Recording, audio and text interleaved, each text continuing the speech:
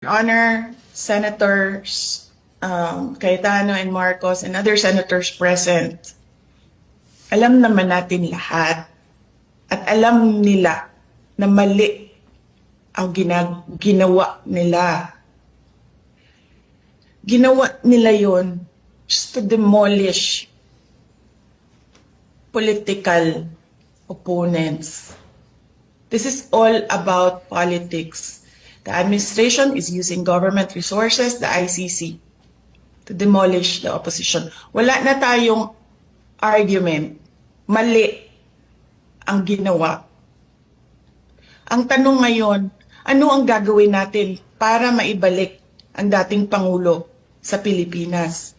Kasi nag-iisa ako ngayon dito na gumagawa ng paraan para maibalik ang ating dating Pangulo sa ating bayan.